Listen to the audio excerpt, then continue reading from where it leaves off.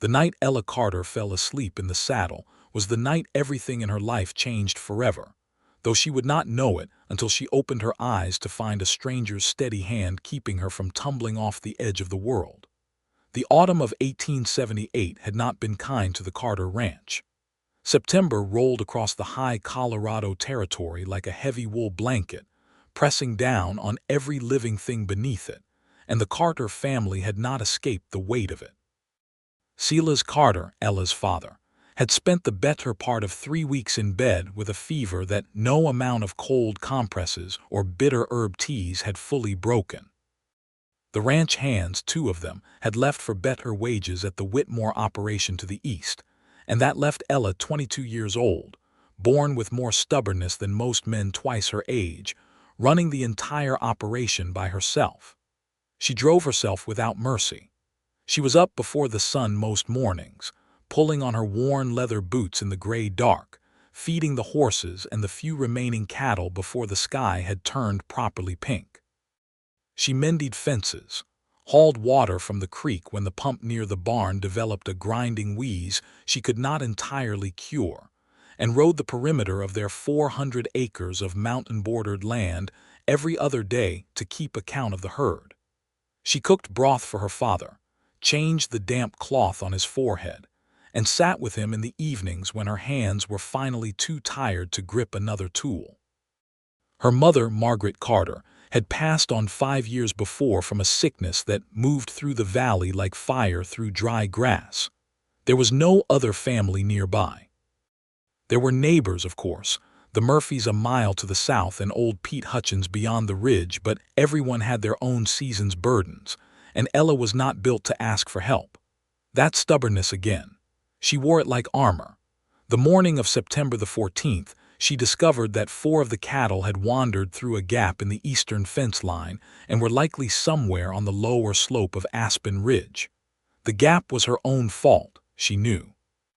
She had patched it 3 weeks ago with borrowed wire and a prayer, and neither had been enough. She saddled her Palomino mare, Clover, before breakfast, tied her rifle to the saddle skirt, and rode east without drinking more than half a cup of lukewarm coffee. The lower slopes of Aspen Ridge were golden that time of year. The aspen trees stood like torches, their coin-shaped leaves spinning in every small wind, throwing light in every direction. Under any other circumstance, Ella might have paused to admire it. But she was tired already. Tired in a way that had settled into her bones over weeks rather than a single hard night, and her eyes scanned the tree line with the efficiency of someone who had no attention left over for beauty. She found the cattle around midday, clustered in a shallow draw where a thin stream ran cold and clear. Getting them back to the fence line was an exercise in patience and frustration, since cattle have never once in history agreed to move in any direction quickly. By the time she had the animals back through the gap and the wire restretched and hammered into something resembling a proper repair, the sun had tilted well past its peak, and her shadow stretched long to the east. She ate half a piece of dried venison from her saddlebag and drank the last of her canteen while Clover grazed nearby. She should have turned around then. She knew, even in that moment, that she should turn around, go back to the ranch, check on her father, eat a real meal, and sleep. Her body was asking for that more than asking. It was demanding it with the kind of fatigue that blurs the edges of things. But there was the matter of the fence line at the northern pasture, which she had been meaning to walk for 4 days and had not managed. If another gap had opened up there, she could lose more cattle, and losing cattle now, before she had managed to sell enough head to cover the winter supplies and her father's medical expenses, would be a catastrophe she was not willing to contemplate. So she rode north. The northern pasture was farther than she remembered, or perhaps her estimate of distance was softened by how much her body wanted to stop. The afternoon wore on. The sun moved through a sky that had turned from bright blue to a softer, hazier amber, the kind of autumn light that tells you evening is no longer as far away as you would like. She found no new gaps in the northern fence, which was a mercy, but the ride itself had taken longer than she planned. She turned Clover toward home. The mare knew the way. Clover had walked these trails enough times that she understood home the way a dog understands it, by some combination of memory and instinct that required nothing from her rider. Ella rode with loose reins, letting the horse pick her way along the familiar trail that wound south through the aspens and then curved west toward the ranch. And somewhere along that trail, in the golden half-dark of a Colorado autumn evening, with the warmth fading from the air and the smell of pine and dry grass settling around her like a familiar quilt, Ella Carter's eyes closed. She did not mean for it to happen. She felt herself slipping, felt the strange cotton-soft pull of deep exhaustion, and she told herself she would just rest her eyes for a moment, just a moment, and then she would hold the reins properly again. But exhaustion does not negotiate, and it does not honor moments. She was asleep in the saddle. Clover, being a sensible animal with 4 good legs and a reliable memory, continued walking south through the aspens. Emmett Prescott had come down from the mountains 4 days before Ella Carter fell asleep in her saddle, and he would be the first to tell you that he had not intended to stay anywhere near settled country as long as he had. He was a mountain man in the truest sense of the word, the kind the era was already beginning to lose, a man who had spent the better part of a decade in the high ranges of Colorado, living by trapping, hunting, and a self-sufficiency that most people in the valley towns could barely imagine. He was 30 years old, built along the lines of something designed for hard use in unforgiving places. He stood well over 6 feet, with shoulders wide enough that he had to turn sideways through narrow doorways, and the kind of muscle that did not come from labor alone, but from years of hauling heavy packs up mountain grades, wrestling elk carcasses, and living in conditions that stripped everything soft away. His hair was dark brown, longer than fashion approved of, falling to his collar and past it, and he wore it pushed back from a face that was all clean angles and weathered skin, with a jaw that could have been cut from the same granite as the mountains he inhabited. His eyes were a striking gray-green, the color of sage after rain, and they had the particular quality of a man accustomed to reading distance, to spotting movement at the edge of vision, to taking in a landscape and understanding immediately what was true about it. He had come down to the valley because his trapping partner, an older man named Joel Carver, had taken a bad fall in August and needed help getting settled in the town of Ridgeline before the snows came. Emmett had brought Joel down, helped him into the care of a widow woman who ran a boarding house and had some nursing experience, and had fully intended to resupply and climb back up within 2 days.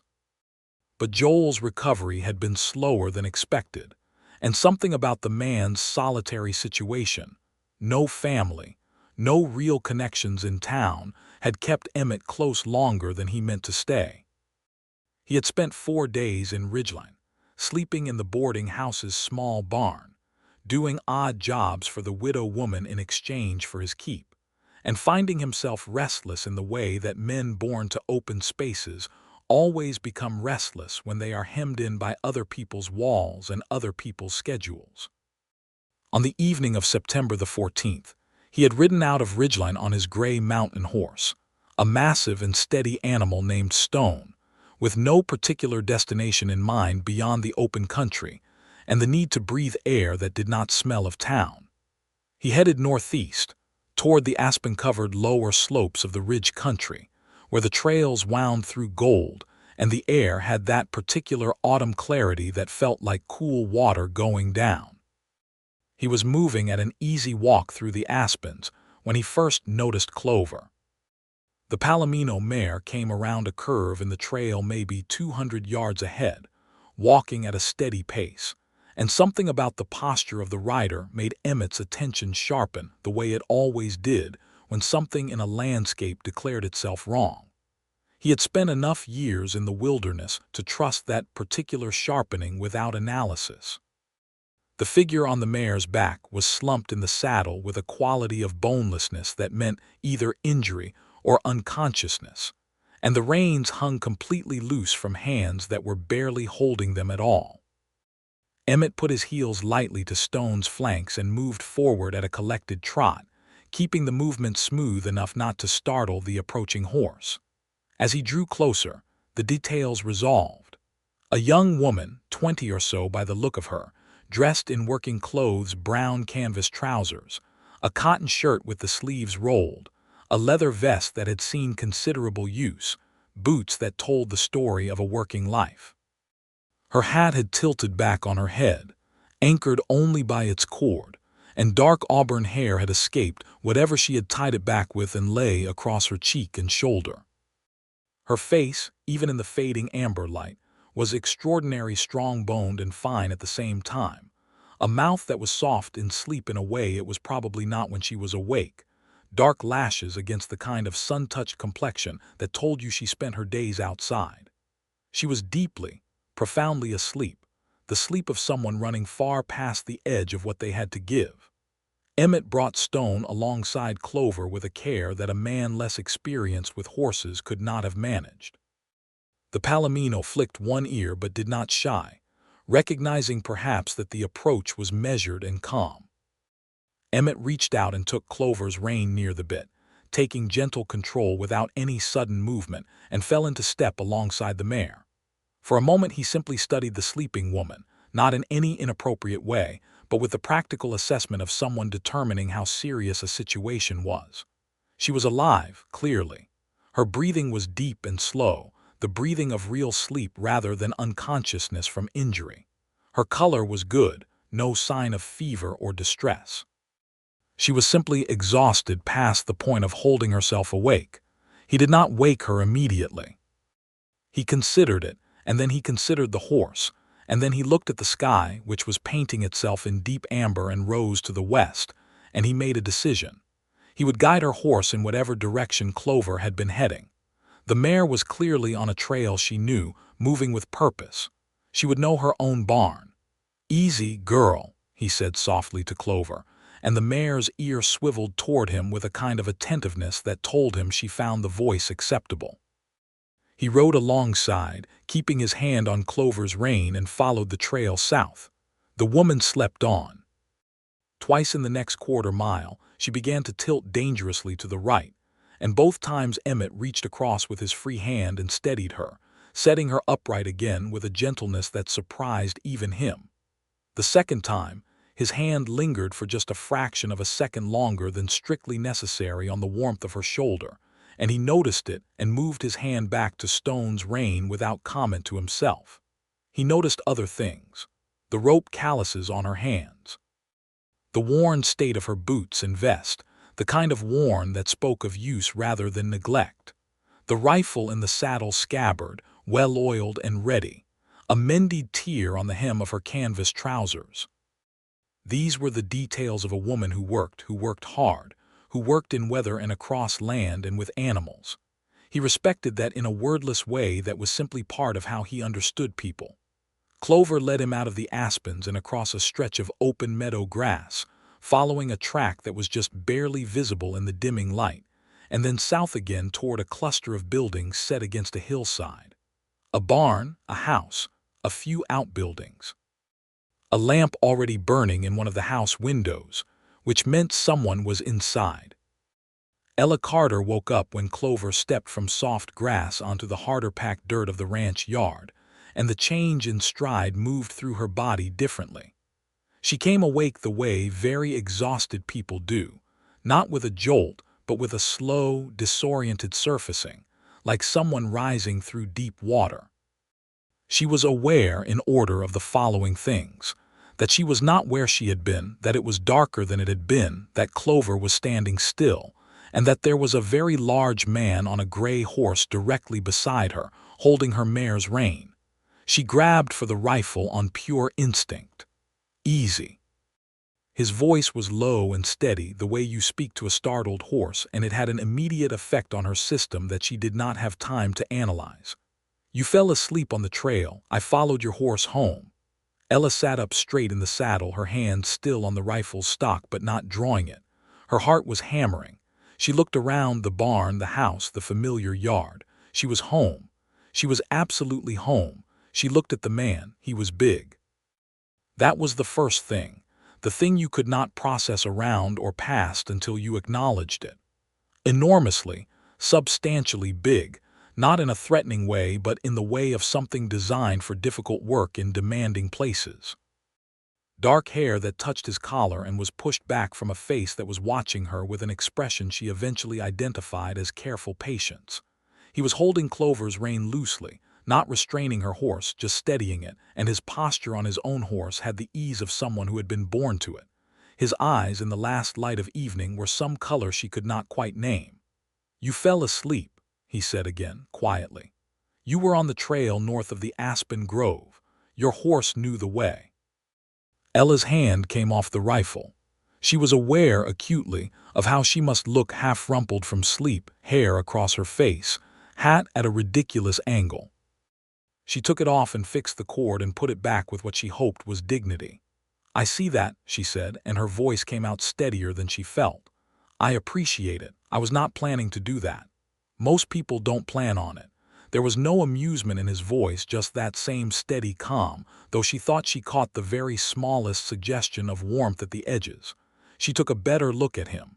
Somewhere around 30, she estimated. The kind of build that spoke of years in open country, not the town man's softness that even hard-working valley men sometimes carried. His coat was buckskin, well worn, and he had the kind of self-contained stillness about him that she associated with men who spent most of their time without company. "I'm Ella Carter," she said. "This is my father's ranch, Emmett Prescott." He held her gaze steadily. "I come out of the mountain country, was just riding." The lamp in the house window glowed, and Ella remembered her father. She swung down from Clover's saddle, or tried to, and found that her legs were significantly less cooperative than usual after however many hours she had spent riding and sleeping and riding. She caught herself on the stirrup, and Emmett was off his horse and beside her before she had fully found her footing, not grabbing her, not making a production of it, just placing one large hand lightly at her elbow until she was steady. "Thank you," she said, and looked up at him from this new angle which required looking up considerably more than she was accustomed to. "You're welcome." He stepped back, giving her space, which she noted. She should send him on his way. The polite thing, the sensible thing, was to thank him properly and let him go. She was tired and her father needed checking on, and she had a horse to unsaddle. But there was something about the quality of the evening, and the fact that he had ridden she did not know how far to bring her safely home, and the fact that manners in this country meant something tangible and real, that made her say the next thing instead. "I've got coffee on the stove, and I believe there's venison stew that was made this morning. If you haven't eaten, you're welcome to it. It's the least I can offer." He considered this for a moment. She had the sense that consideration was genuine, not polite performance. "I'd be grateful," he said. "I can unsaddle your horse if you want to check on whoever's inside." She looked at him again, measuring.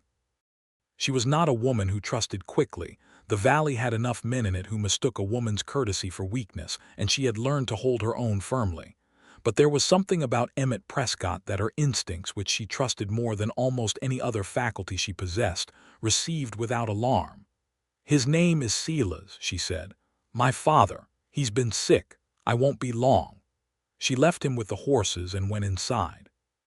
Her father was awake, sitting up in his bed by the window with the lamp, reading the same newspaper he had been reading for 6 days because no new one had come. Was pale still and thin in a way that frightened her every time she looked at him, but his eyes were clear tonight and he managed a genuine smile when she came in. "You're late," he said. "I was starting to worry." "Found the cattle," she said, crossing to him and pressing the back of her hand to his forehead. "Temperature was down, that was good.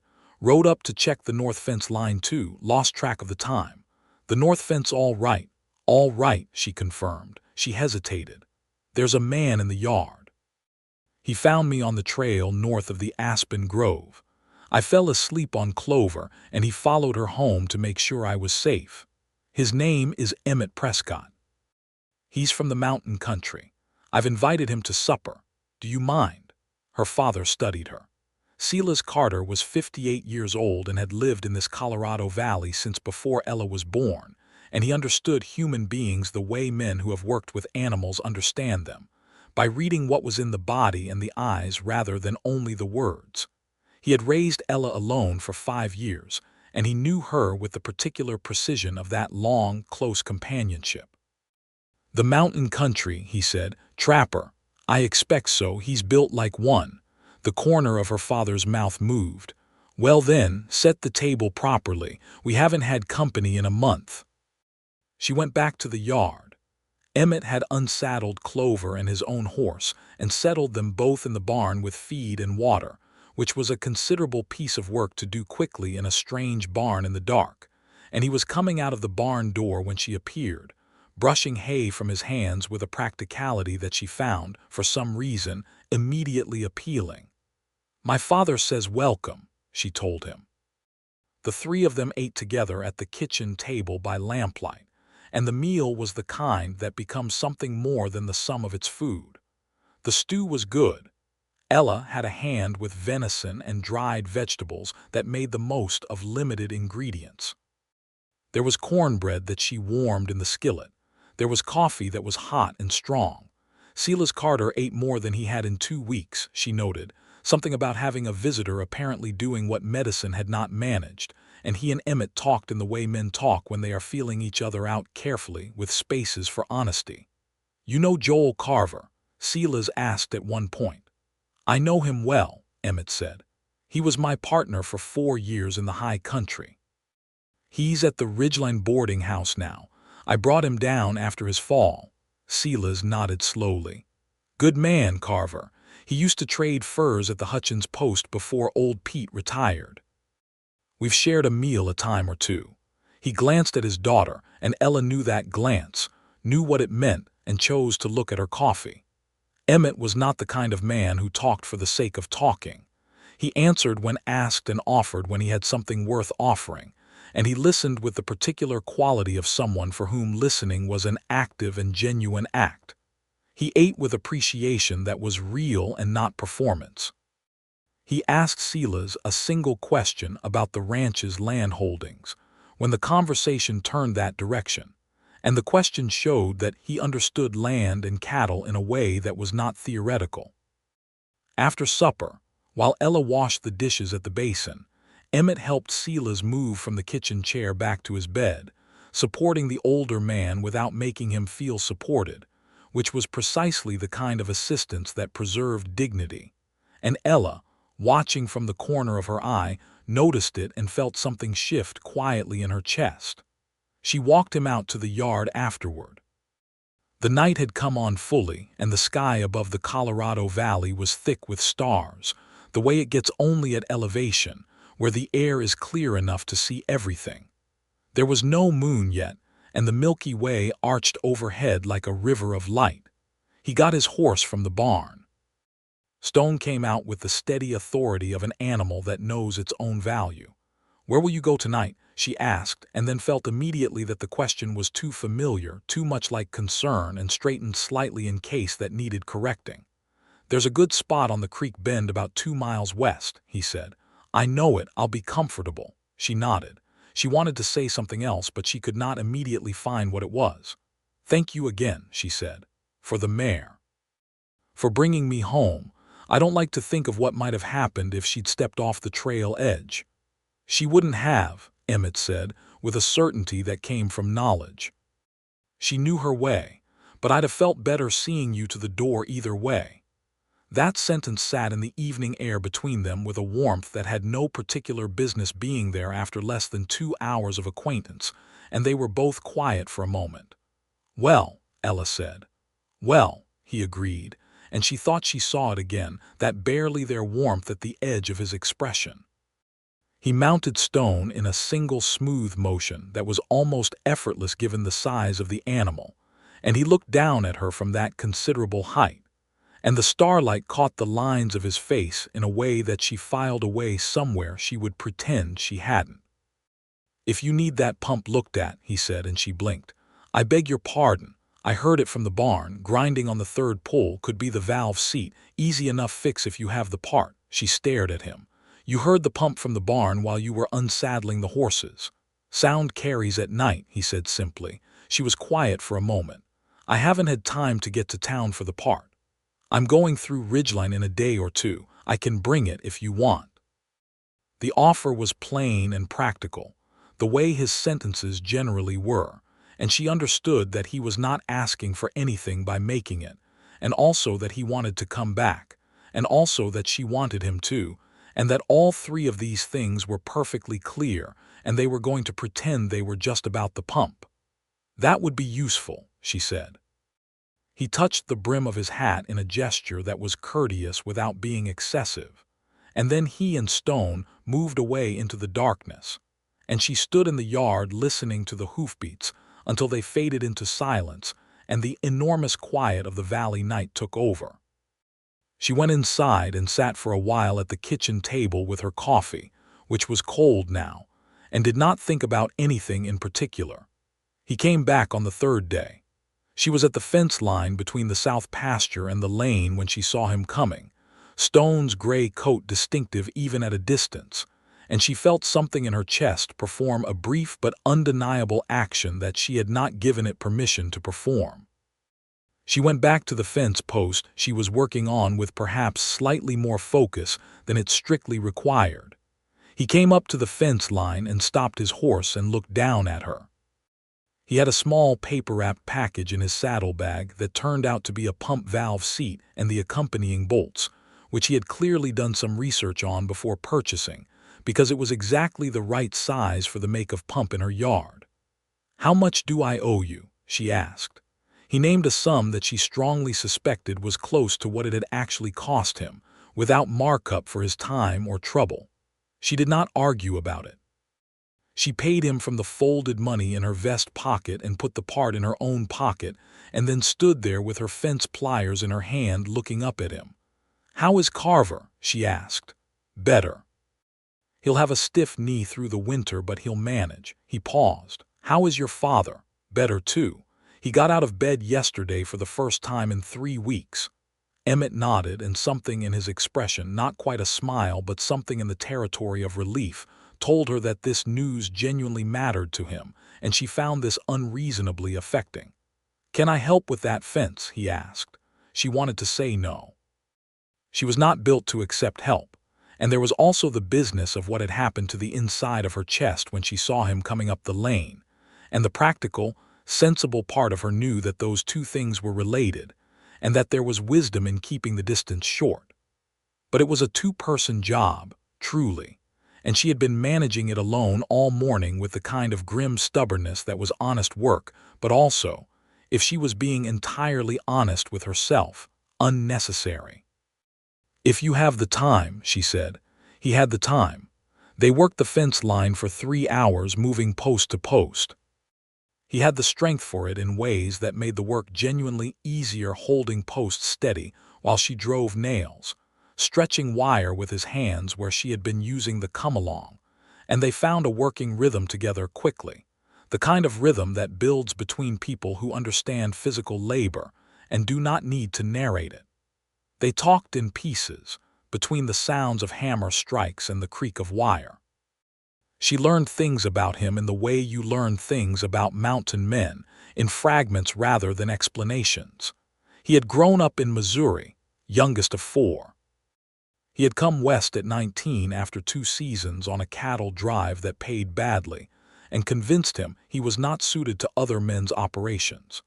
He had gone into the high country with an older trapper named Hatch who had died of a fever 3 years in, and by then Emmett had sufficient skills and sufficient love of the mountain life to continue. He had trapped the high Colorado ranges for nearly 8 years. He knew the Ute trails through the upper passes, knew which springs ran year-round and which froze solid by November, knew the weather by the pressure in his ears and the behavior of birds. He read sign the way other men read newspapers, with fluency and interest. She told him things too. She had been born in this valley. She had attended the schoolhouse in Ridgeline for 3 years as a girl before her mother's health had required her to stay home.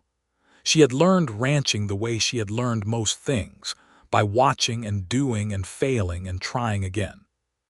She had opinions about cattle breeding that were, he discovered, considerably more informed than most ranchers 3 times her age, and she could name every species of grass in the South pasture and tell you which ones came back thicker after the wet season. He listened to everything she said with that quality of genuine attention that she was beginning to understand was just how he listened, not particular to her, just how he was, and she found that she wanted it to be particular to her, and this unsettled her enough that she drove 3 nails in a row without speaking. The sun was crossing past noon when they finished the last section. Ella put her tools in the bucket and stood back and looked at the line of fence with the satisfaction that clean work produces. "Thank you," she said. "Good work," he said, and she understood that he meant it as a genuine assessment of the work, of her share of it specifically, and she nodded without false modesty. They walked back to the ranch yard, leading the horses they had been trailing along the fence line. He helped her with the pump afterward, the repair itself taking 20 minutes once he had the valve seat in place and the coupling retightened, and the pump pulled smooth and clean on the first try. She worked the handle twice more just to hear it, the pure, ordinary sound of a machine working as it was meant to. "Good," she said. "Good," he agreed. She made coffee. They sat on the porch steps in the warm October afternoon.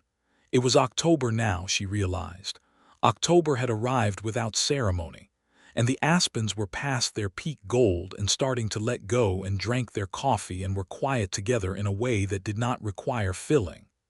It was Silas who appeared in the doorway after a while, leaning on the frame but upright and dressed, which was progress of the most meaningful kind. He looked at his daughter sitting on the steps next to the mountain man and he said nothing at all, just went back inside, and Ella had the distinct feeling she would be hearing his thoughts on the matter later. She was right. That evening, after Emmett had ridden away with a wave that was less formal than the hat touch of 3 days ago, her father said from his chair by the fire, "He came back. He had the pump part," Ella said without looking up from her mending.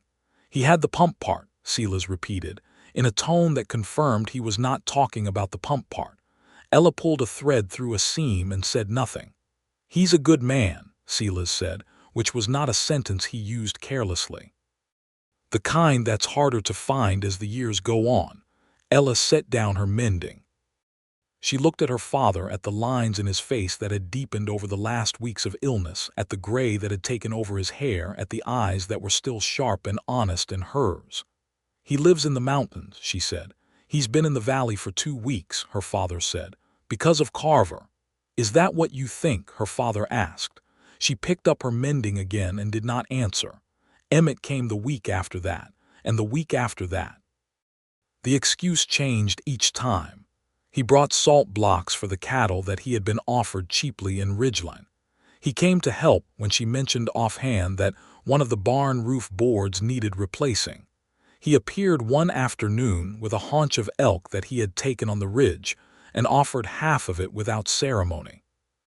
The excuses were less and less necessary as time went on, because eventually they were past the stage where excuses were required and into the stage where he simply came because they both understood that he would, and she let him come because they both understood that she wanted him to. She learned him in layers. Under the quiet surface of him was a man who felt things deeply and showed it sideways. In the care he took with her father's dignity. In the way he sat with Silas on the porch some evenings when Ella was finishing the barn work and talked to the older man with a directness and respect that her father visibly valued. In the way he looked at Ella herself when he thought she was not paying attention, with an expression that was not hard to read if you were paying even a small amount of attention. She was always paying attention. She noticed when he arrived early before she had asked him to come. She noticed when he stayed later than the pretense of work justified. She noticed the particular care with which he spoke to her, as if every sentence he handed her was something he had thought about enough to make sure it was true before he said it. She noticed that he made her laugh, not constantly, not with performance, but with the occasional dry observation offered in such a flat and honest tone that it caught her sideways. She was in the process of noticing all these things and doing nothing about any of them, because she was not a woman who moved quickly toward things that mattered, and this mattered, and she knew it mattered, and that was precisely why she was careful. The first frost came on the third week of October. She found it on the grass when she went out before dawn, the white glitter of it covering the meadow, and she stood in the cold dark for a moment with her breath making small clouds, and felt the season shift under her feet. Winter was not far now. The mountains would close in snow soon, the high passes would become impassable, and the mountain men who stayed in the valley through the winter were either the ones who had given up the high country or the ones who had found something in the valley worth staying for. Emmett came that afternoon and found her stacking firewood, which was a task she had been putting off, and he took his coat off and hung it on the fence post and worked beside her for 2 hours without being asked. The afternoon was cold enough that she could see their breath. They worked with the efficient, companionable quiet that had become their mode together, the rhythm of it as natural as breathing, and she was deeply aware of him in a way that was becoming harder to set aside. At some point in the second hour, she picked up a heavy log that was at the bottom of the pile in an awkward position, and her grip slipped at the wrong moment, and the log came down toward her foot, and Emmett's hand came out and caught it before it landed. Not the log, he caught the log, yes, absorbed the weight of it one-handed with a casual power that was astonishing.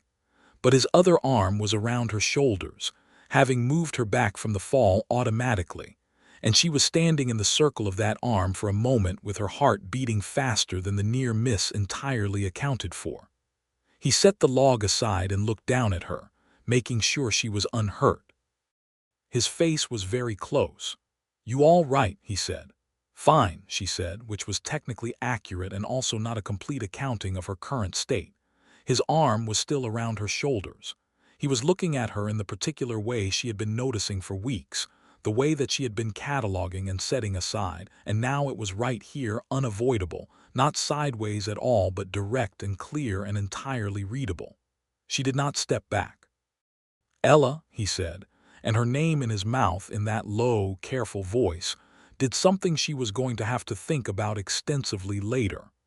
"Yes," she said, which was not an answer to anything he had asked yet but was somehow still accurate.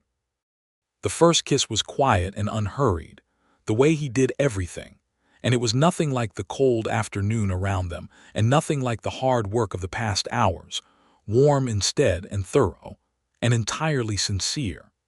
It lasted a decent amount of time for a first kiss, and ended the way first kisses between honest people end, with both of them looking at each other afterward with the slight adjustment of the world that comes from acknowledging something that has been true for a while. "I've been thinking about doing that since you drew your rifle on me in the dark," he said. She laughed, which was not the response she had anticipated giving but was real. "That was a reasonable reaction to a stranger in my yard," she told him.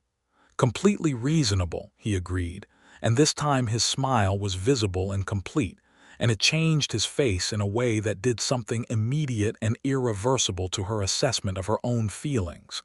They did not talk about what it was that evening. They finished the firewood. He stayed for supper.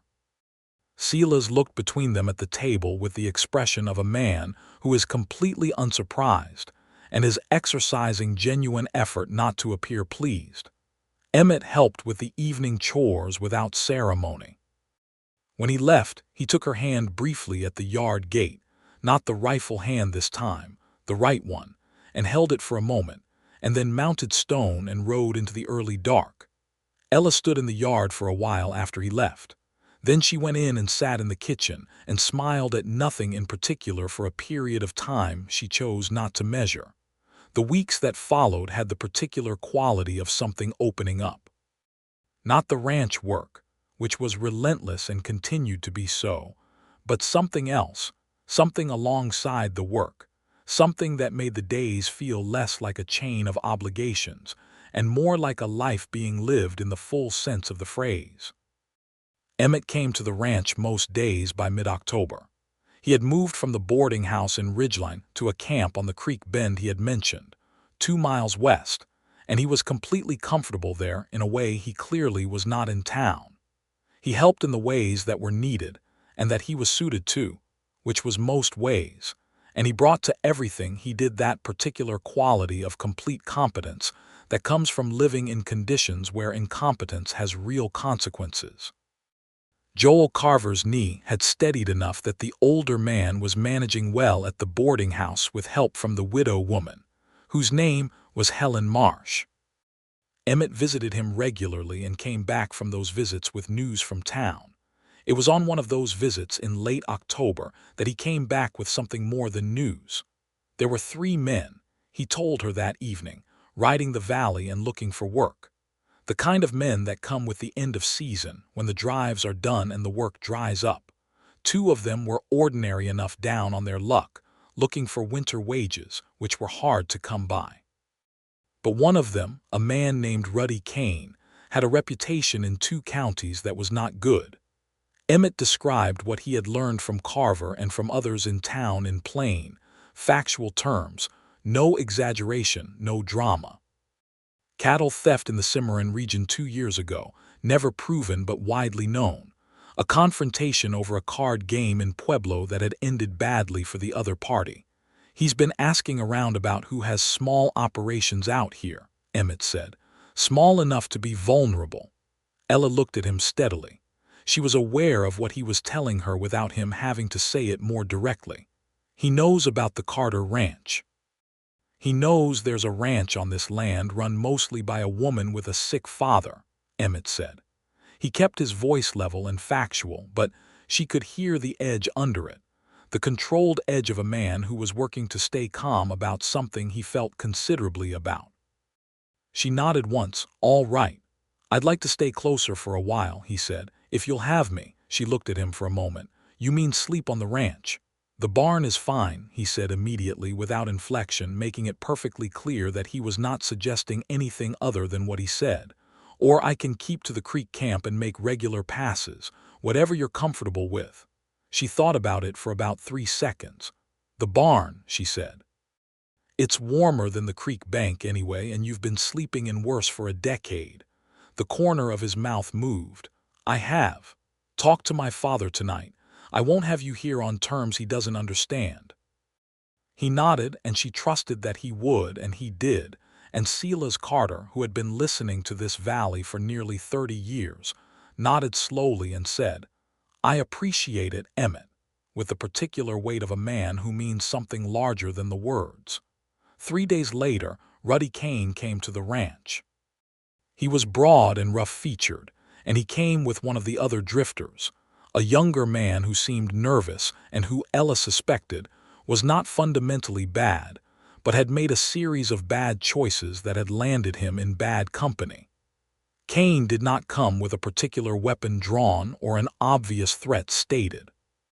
He came the way a certain kind of man comes, with a lazy ease and a smile that did not reach the flat gray eyes, and he made a show of looking the ranch over in the way of a man taking inventory. Ella met them at the yard gate. She did not have the rifle, which would have been an escalation, but she stood with the ease of someone who knows exactly where her rifle is and can get to it in a limited number of steps. Morning, Kane said. Looking for the rancher. You found her, Ella said. He took a moment with that, adjusting his approach with the particular small shift of a man who has been told one thing and found another. We heard there might be work. There isn't, Ella said. We're set for the season. That's so. He looked past her toward the barn, which was a tell, and she filed it away without reaction. Emmett came out of the barn. He came out of the barn with the natural, unhurried movement of someone who was just doing what he was doing. But he placed himself without any appearance of deliberateness, at a position that was angled to Ella's right and several yards clear of the fence.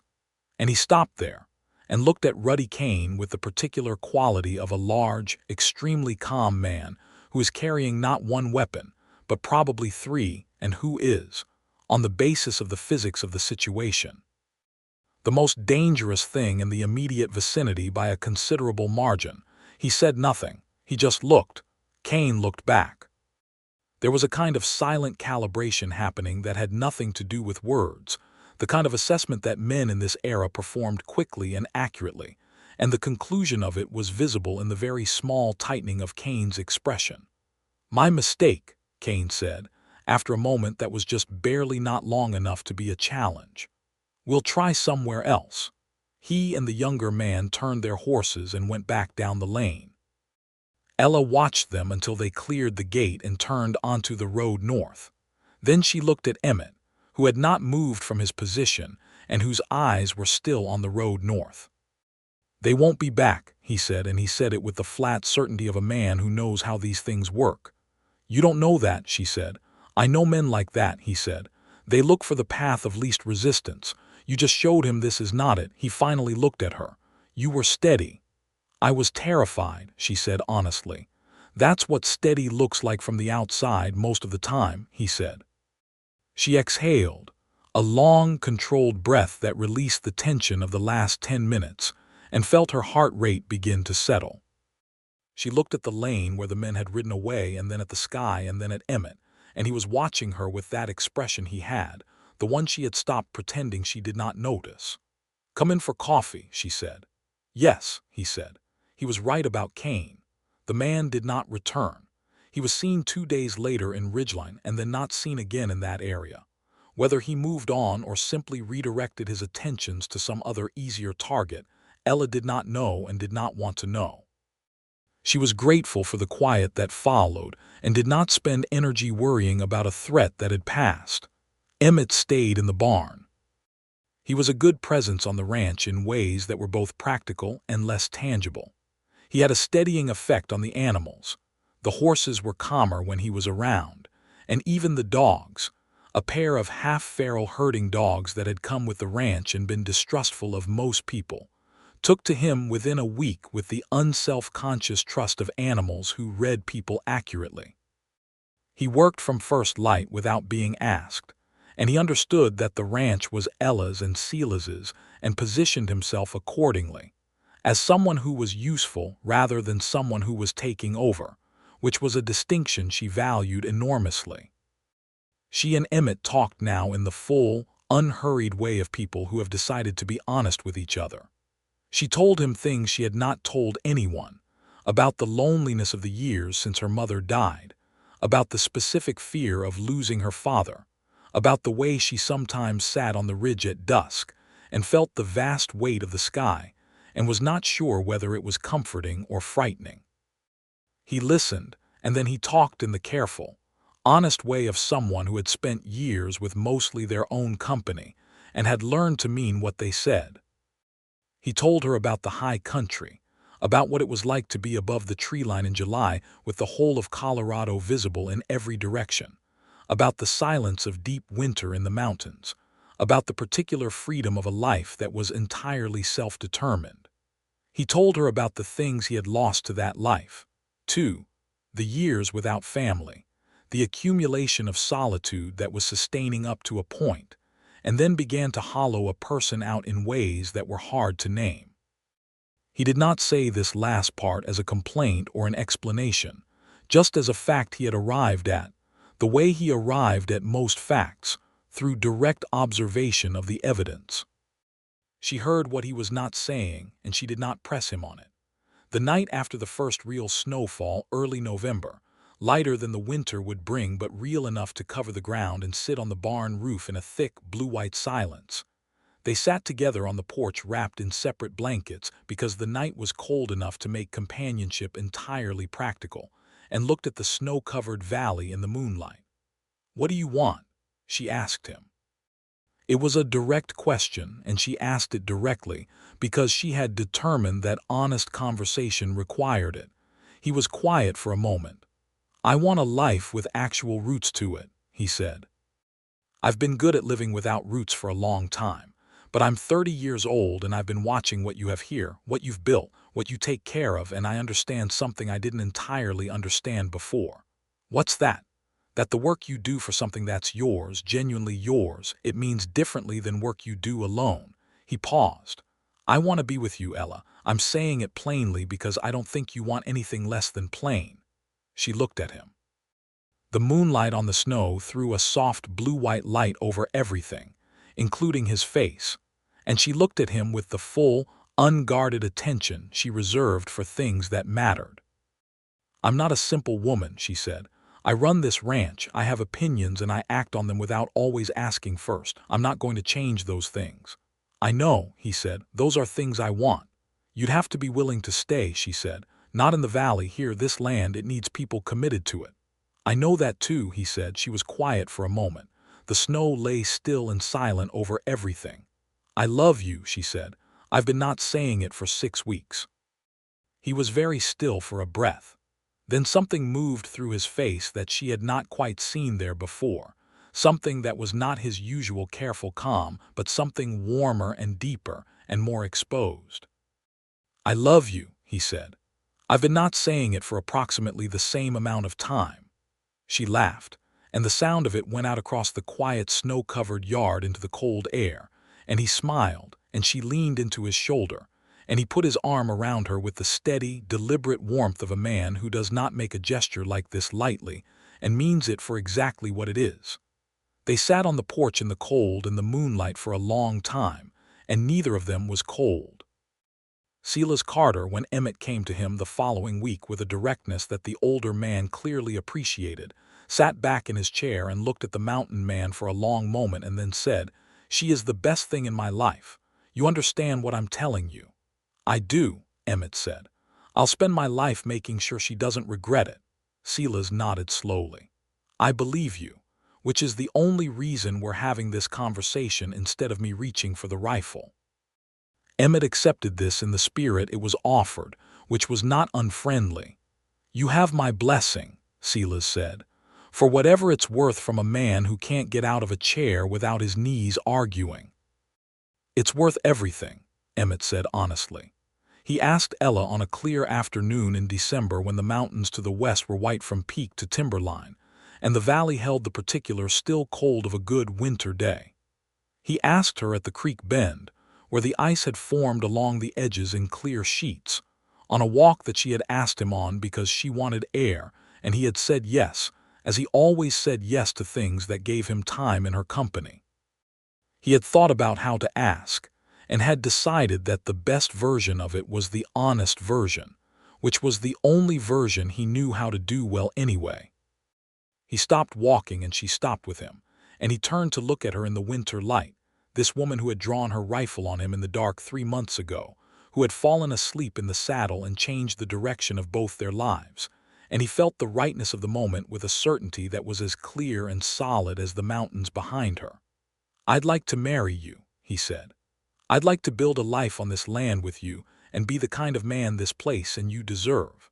I'm asking you plainly." She looked at him with those direct, honest eyes that he had never once seen flinch from anything. "Yes," she said. "Obviously yes, Emmett." He laughed, which was not something he did easily or often enough, and she stepped toward him, and he wrapped his arms around her there at the frozen creek bend in the December cold, and held her with the kind of completeness that comes from having made a decision that is absolutely right. They married in the spring, the April of 1879, when the valley was waking up again, and the aspens were putting out their first small leaves. It was a small ceremony by any standard. Reverend Coles from the Ridgeline Church, her father in his good coat looking healthier than he had in a year, Joel Carver, who had made the trip from the boarding house on his stiff knee and refused all suggestions that he might want to sit down, and Helen Marsh, the widow woman, who had brought a cake that was significantly better than the occasion required, and who seemed, Ella noticed with private amusement, to spend a considerable portion of the ceremony at Joel Carver's elbow for purely logistical reasons. There was no church building available for the occasion, which suited everyone well enough. They stood in the yard of the Carter Ranch, in the spring sunlight, with the mountains to the west still carrying their winter white and the valley floor beginning to green up, and Reverend Coles read the words and Emmett and Ella said theirs, and the words felt exactly the weight they were supposed to feel, exactly the weight of promises made by people who have considered them fully and mean them completely. Emmett's vows were not long. He was not a man of long speeches. But he looked at her when he said them with the full, unshielded directness of a man who has been alone for a long time and has arrived at something real. And she kept her eyes on his, and felt the words settle into her chest like stones settling into solid ground, permanent and load-bearing. Silas Carter shook Emmett's hand after the ceremony with both hands, which was not a thing he generally did, and said something quietly that was meant only for Emmett, and Emmett listened and nodded once and gripped the older man's hands in return. They did not go anywhere for a honeymoon, because there was a ranch that needed running and the spring work was beginning. But on their first evening together, as husband and wife, they sat on the porch after the day's work was done, and watched the sunset paint the mountains in orange and rose and deep purple. And it was the best evening Ella Carter could remember in a life that had contained good evenings and hard evenings in equal measure. The first full year of their marriage was the year Emmett put down roots in a way he had never done before, and the process had its own particular quality. A man who has been free in the largest sense, learning to want walls, wanting them not because the open country lost its meaning, but because what was inside the walls had become worth staying for. He brought his knowledge of the mountain country to the operation in ways that proved valuable. He read the autumn signs for winter severity better than most almanacs. He found a secondary water source on the eastern slope that he had noticed in his ranging, and that proved essential the following August when the main creek ran low. He had skills with horses that went beyond what Ella had encountered before, a knowledge of their language and their nature that made the handling of their small herd easier and more humane than any method she had used previously. But he also learned from her. She knew this land in a specific, intimate way that his years of wide ranging had not produced the particular patterns of this soil, the behavior of cattle in these specific pastures, the economics of running a small ranch in a valley where markets were limited, and the work had to be done largely by the people who owned the land. He learned these things with the attentiveness he brought to everything worth learning, and she taught them with the directness she brought to everything worth communicating. Silas's health improved through the spring and into the summer in a way that the winter's illness had not entirely predicted. He would never have the physical capacity he had held at 40, but he was upright and present and engaged with the work in the ways available to him, and the quality of light in his eyes when he watched his daughter and his son-in-law moving through the ordinary work of the ranch was something that Ella caught sometimes and had to look away from before it undid her completely. He had a purpose again, she realized. He had been afraid through the illness that he was becoming a weight his daughter had to carry, and that fear had pressed him down as much as the fever had. Now there was Emmett, and the distribution of the work was different, and Silas had settled into a role that was elder and guide and present rather than merely dependent, and it was good for him in a visible and substantial way. In the autumn of 1879, Ella realized she was expecting their first child. She told Emmett on a September evening, September again, almost exactly a year since Clover had walked her home through the aspens, standing at the fence line where they had first worked together, because something about that felt right to her, felt like the right place for this piece of news.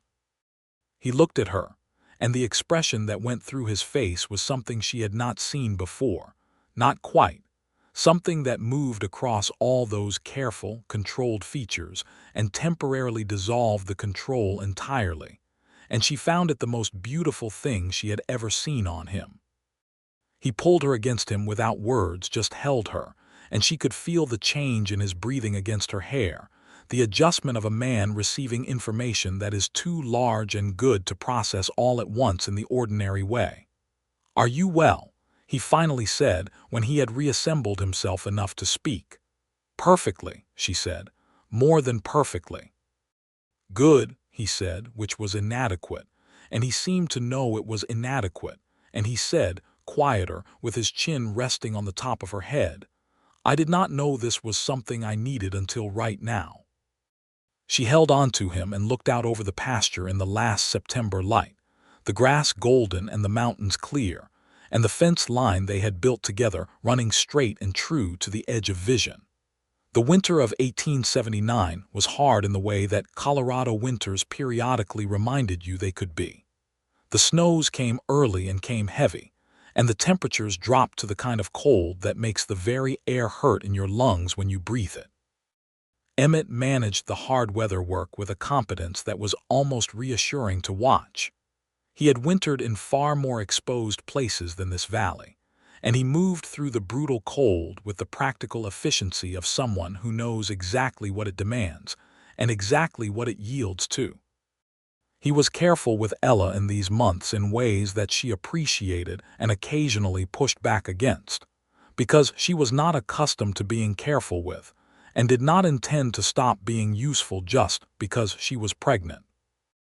They found a negotiation on this, as they found negotiations on most things, through direct conversation and mutual respect, and the result was a division of the heavy and dangerous work that she could accept without feeling diminished. She read to him in the long winter evenings.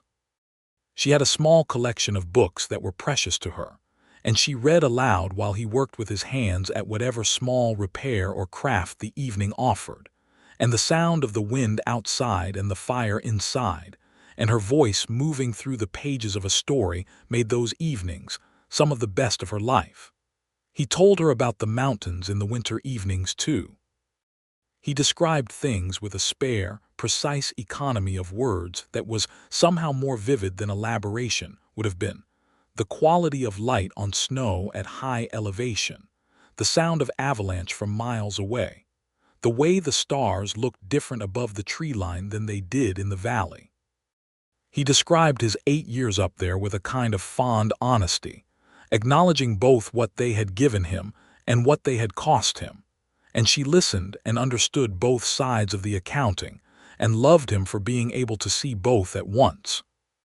The baby was born in June of 1880, on a morning when the valley was at the peak of its summer green, and the air smelled of grass and pine, and the long, promising warmth of a good Colorado summer.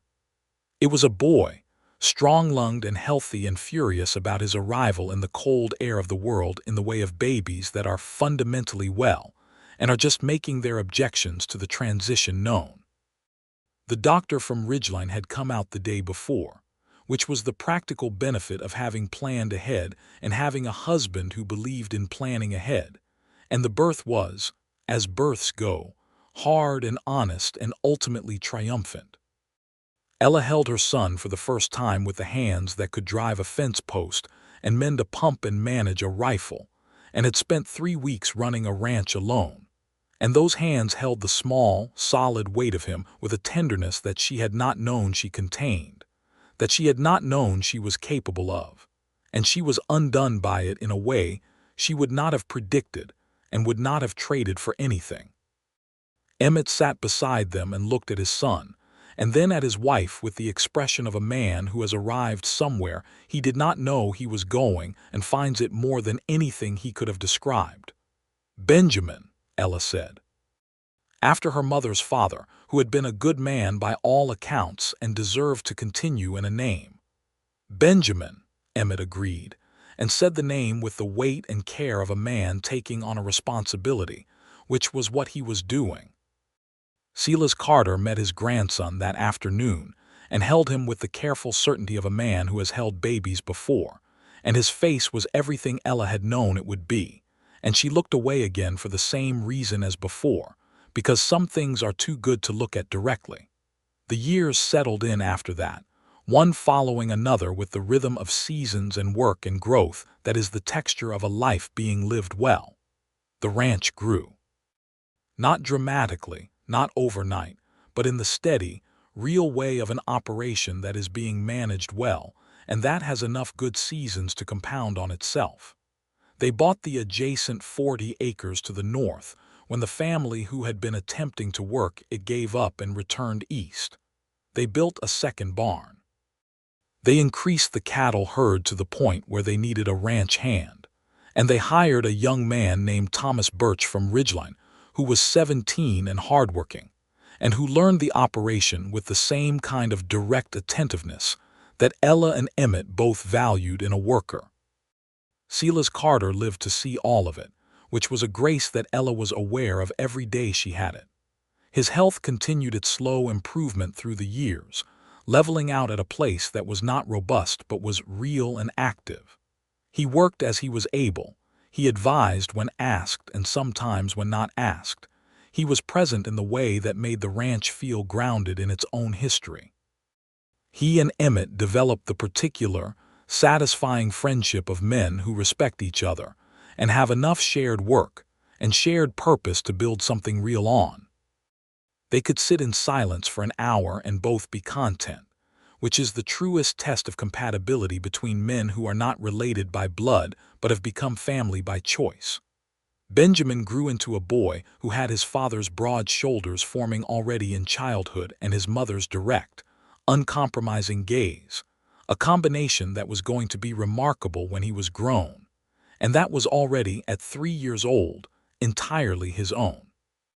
He followed Emmett everywhere Emmett allowed him to go, which was most places, and he sat in front of his father in the saddle on Stone's replacement, a younger gray horse they had named Fog, and learned the land from that height with the concentrated attention of a child who intends to know things completely. In the spring of 1882, Ella told Emmett she was expecting again, and this time the news was met with joy that had the ease of familiarity, the second time being the confirmation of a pattern, of a life that was doing what it was meant to do. Their second child was a girl, born in October of 1882, with the autumn light on the mountains outside the window and Emmett's hand firmly in Ella's, and the doctor from Ridgeline who had delivered Benjamin present again with his competent calm.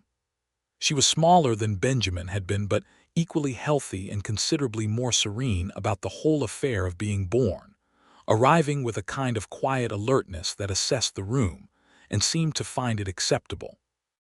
They named her Margaret, for Ella's mother who had been gone 7 years now, and whose absence had shaped everything in a way that was both loss and inheritance.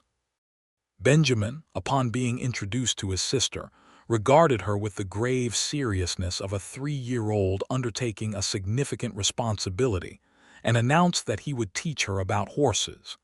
Emmett told him that was a fine plan. Ella told him that his sister would likely have opinions about the timeline. Benjamin considered this and said she could start when she was bigger. Emmett said that was probably about right. The evening of Margaret's birth, with the children both sleeping and the house full of the quiet hum of a family at rest, Emmett and Ella sat together on the porch again in the October dark, wrapped in blankets, with the mountains to the west visible against the dark sky as a different darkness, solid and permanent. "I want to tell you something," he said. "All right," she said. "I was up on the ridge last month checking the north fence with Thomas," he said, "and I looked out at the valley from up there. At the ranch, at the smoke from the chimney and the horses in the south pasture and all of it." He paused. "I understood something I'd been trying to put into words for 3 years." She waited. "I used to think the mountains were the freest place," he said. "I thought freedom was the absence of attachment, the absence of things that could hold you. I was wrong about that. Being here, being your husband, being Benjamin's father, and now Margaret's, being Silas's, I've never been freer in my life." He looked at her. "It turns out freedom is not the absence of things worth staying for. It's the presence of them." She looked at him in the dark, at the face she knew completely now, every line and angle of it, the face she saw every morning and every evening and in all the light between, and she felt the truth of what he said settling into her like warm light into cold earth. "You're a better philosopher than you give yourself credit for," she said. "Don't tell anyone," he said. "I have a reputation." She laughed, and the sound went out into the quiet October night, and he pulled her closer under his arm, and she leaned into him with the ease of long practice and deep trust. Joel Carver died peacefully in the winter of 1883, which was a loss that Emmett felt quietly and thoroughly, the way men feel the loss of the people who shaped them. He went to Ridgeline for the small funeral and came back quieter than usual, and Ella gave him the space of that without requiring conversation, and also made sure he knew she was present if he wanted to talk, which was exactly the balance he needed, which she knew because she knew him. He talked about Carver that evening, slowly remembering things, and she listened with the full attention she gave to everything that mattered to him, and that was enough. Helen Marsh, for her part, had married Joel Carver 6 months before his death, in a small and private ceremony that surprised most of Ridgeline, who apparently had not been paying the attention that Ella had. The widow woman had a few good months as his wife, and was genuinely glad she had taken them rather than waiting any longer. Life in the valley, as in the mountains, had taught both of them that waiting for the right moment was sometimes the same as letting it pass.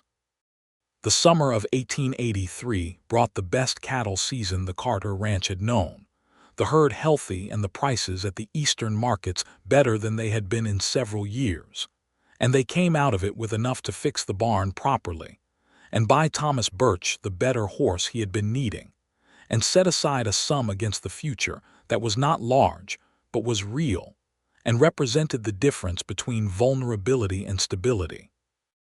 Ella and Emmett sat with the accounts one September evening and looked at the numbers and looked at each other and felt, both of them, the satisfaction of something built with genuine effort that is genuinely working. 5 years ago, Ella said. 5 years ago you were asleep on your horse, he said.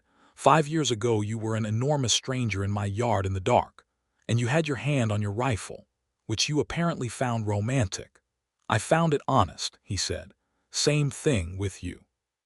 She smiled at him across the table with the particular, full smile she gave to him, the one that was not the public smile or the polite smile but the real one, the one she had before she knew what to do with it, and he smiled back, the whole, unhesitant smile that she had first seen on the porch steps that October and that still, 5 years later, did the same unreasonable thing to her every time. Silas Carter passed in the autumn of 1884. He had spent the summer in reasonably good form, better than they had sometimes dared to hope, and he went in his sleep on a cool October night with the sound of the wind in the aspens outside his window, which was not a bad way to go, all things considered, and was very like him in its quietness. Ella found him in the morning and sat with him for a long time before she called for Emmett, and Emmett came and sat with her and held her hand, and let her feel everything she needed to feel without any rush toward the resolution of it. The grief was real and large, and she did not try to make it smaller. He had been the first person she had known, and the person she had known longest, and the knowledge of her own life was tangled up with his in ways that would not untangle, that she did not want to untangle. She missed him with the specific, physical quality of missing someone who was supposed to be in a particular chair, in a particular room, at a particular hour. She talked about him to Emmett in the evenings for weeks after. She told him stories she had not told before, things about her father and her mother, and the life that had been here before Emmett arrived. He listened and asked questions that showed he understood what he was being given and treated it accordingly. He told Benjamin and Margaret about their grandfather with the honesty and specificity of someone who had genuinely known the man, not the softened version, but the real one, with his stubbornness and his humor and his particular way of saying what he meant. And the children listened with the round-eyed attention of children receiving something important. They buried Silas Carter on the south slope of the property where he had asked to be buried, under a stand of aspens that held their gold in October longer than the rest, and Ella planted spring bulbs around the marker in November, because spring coming back was the kind of thing her father had always valued. Life after grief is not the same as life before it, but it is still life, and it returns in the ways that life does, in the morning light and the work and the children's voices and the particular comfort of a person you love who is still here.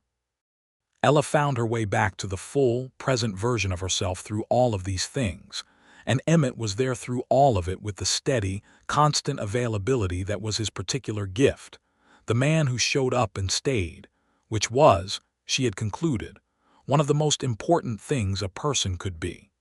The ranch was fully theirs now, in the sense that grief makes things fully yours in a way that hope does not. They worked it and lived it and loved it with the full weight of what it had cost and what it had given. And that made the work meaningful in a way that was hard to describe, but was real in every hour of it. Emmett never went back to the mountains. Or rather, he went back to them as a man goes back to a place he loves for its own reasons. Not to live there, but to visit. To walk in the high country for a few days in the late summer when the ranch could spare him, and Thomas was capable and trusted with the operation.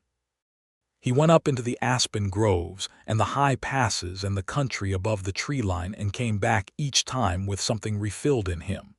The particular renewal that comes from returning to the place that first made you.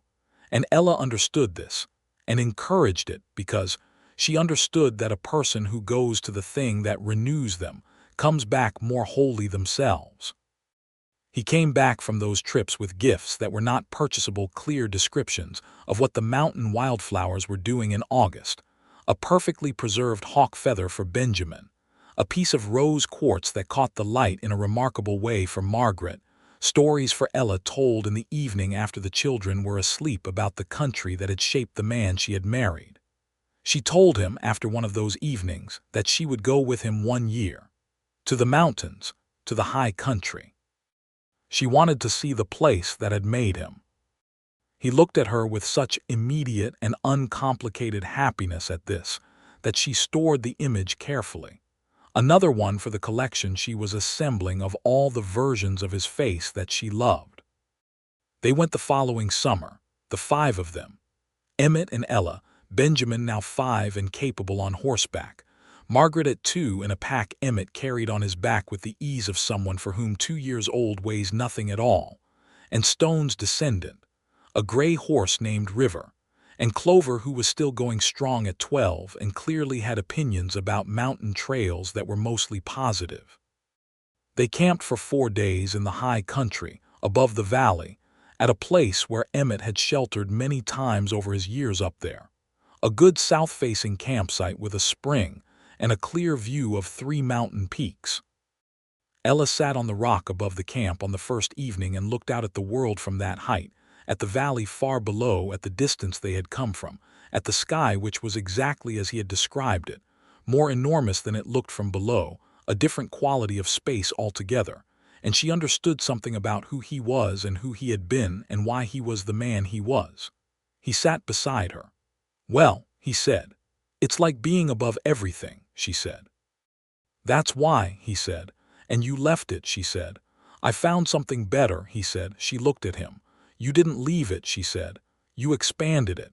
He thought about this for a moment, looking out at the peaks and the sky, and then he nodded slowly in the way he nodded when something was true. "That's right," he said. "That's exactly right." Benjamin appeared over the edge of the rock, having climbed up without anyone noticing, because he was his mother's son in addition to his father's, and demanded to know the names of all the visible peaks. Emmett told him, one by one, and Benjamin repeated them with the gravity of a child who intends to know the names of things. Margaret, still in the camp below with the horses and a biscuit, could be heard expressing a confident opinion on some subject. Ella leaned her shoulder against Emmett's shoulder and looked at the mountains going gold in the evening light, and thought about a September evening 5 years ago when she had fallen asleep in the saddle and everything had changed, and how the thing you least expect is sometimes the thing that turns out to be the most true and the most permanent, and how the weariest moments sometimes carry the seeds of the best things, if you are lucky, and if you are open to them when they arrive.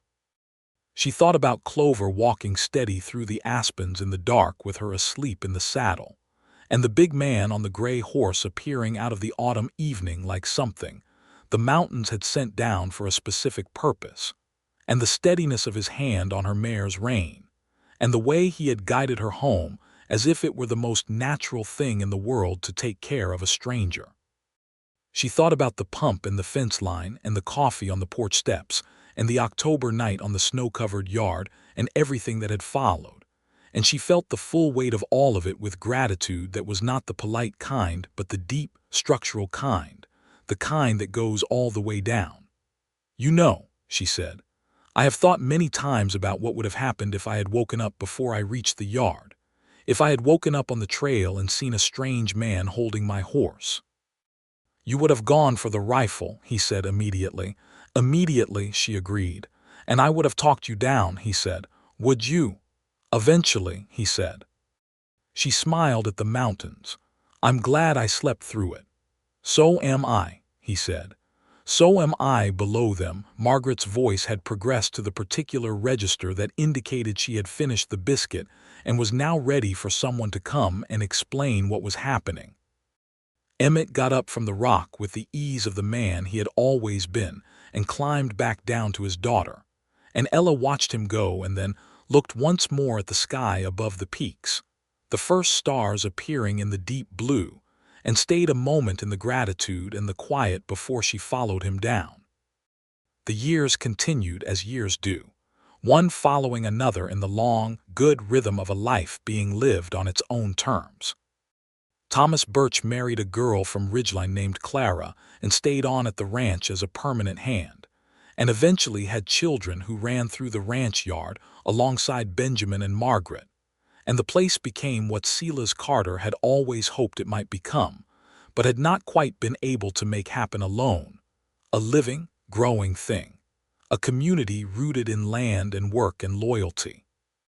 Benjamin grew into a young man who had his mother's stubbornness and his father's size and his grandfather's particular brand of quiet humor, and who could ride and rope, and read the land as well as anyone in the valley by the time he was 15.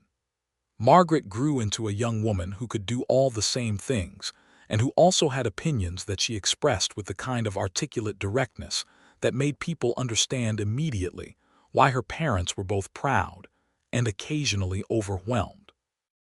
Emmett Prescott, mountain man turned rancher, turned husband and father, who had come down out of the high country because his partner needed help, and had stayed because a woman with auburn hair had fallen asleep in her saddle, and her horse had known the way home, who had laid down his traps and taken up fence wire and cattle management, and the complex and rewarding life of a man committed to a place, and the people in it, grew into his middle years with the same essential quality he had always carried. That steady, self-contained solidity, that physical presence that had made tired horses and nervous people, and one very surprised young woman on a Palomino mare feel, without quite understanding why, that things were going to be all right. He still rode out into the mountains in the late summer. He still came back with hawk feathers and stories. He still could read the weather 3 days out and predict the first snow by how the deer were moving on the ridge. He was still the same man who had come out of the high country on that September evening in 1878 and found a woman asleep in her saddle and made a quiet, unremarkable decision to see her safely home. And on a warm July evening in 1890, 12 years after that September night, Ella and Emmett sat on the porch of the ranch house that had been expanded and improved and made more fully theirs over those 12 years, with the mountains clear and gold in the long summer light and the valley green below them, and the sounds of their children somewhere behind them in the house. And Emmett took his wife's hand the way he had 1,000 times, and she turned hers in his the way she always did. And they sat together in the ease of people who have chosen each other so many times over so many years that the choice has become something deeper than a decision, something built into the architecture of who they are. Are you happy? She asked him. She asked him this periodically, directly, because she believed in asking things directly. He looked at her with those gray-green eyes that had first looked at her in the lamplight of a September evening when she was trying not to let her legs give out from exhaustion, and the expression in them was everything she had ever wanted to see there and more than she had known to want before she met him. Ella, he said, I found you asleep on a trail in the aspens, and I followed your horse home because I didn't want anything to happen to a stranger I had just met. And that one thing, that one small, ordinary decision gave me everything. Everything I have. This land, these children, this life with you. He squeezed her hand. Happy is not a large enough word for it, but yes. She looked at him for a long moment, at the face she had been looking at for 12 years and intended to look at for the rest of her life, and she felt the full truth of what he had said, felt it settling through her the way good things settle without hurry taking root. "Good," she said. "It's the same for me." The sun moved toward the mountains, the shadows lengthening across the yard. Clover's successor in the barn, a Palomino mare that Benjamin had named Gold, moved in the pasture below, a steady, comfortable motion in the evening light. River, the gray horse, stood still at the pasture fence as if watching something only horses can see. The aspens on the ridge were still summer green, their gold still a month or two away, but it was coming, and it would be beautiful when it came, as it was every year, as it would be every year as long as the mountain stood. Inside, Margaret was reading aloud to Benjamin from a book about natural history, an activity Benjamin endured with the resigned patience of someone who has been outmaneuvered and is making the best of it. Thomas Birch and Clara were at their own house on the south end of the property, their children already asleep. Joel Carver's grave and Silas Carter's grave were on the sides of two separate hills that both caught the morning light, which was what both men would have preferred. Everything was as it should be. Everything was closed and whole and real. Nothing was missing and nothing was broken that had not been mended. The story that had begun with a tired woman and a steady stranger on an autumn evening in the Aspen country had arrived where stories like this one deserved to arrive, at a porch in the evening light with two people who have chosen each other fully and thoroughly, and built something from that choice that neither could have built alone. Emmett Prescott put his arm around his wife's shoulders, and Ella Carter, who was now Ella Prescott, leaned into him, and the mountain stood above them, old and patient and indifferent to time in the way of mountains, and the valley lay below them green and warm in the July evening, and the horses moved in the pasture, and somewhere a meadowlark was making the kind of sound that meadowlarks make when the world is exactly right, and it was, and it was, and it was.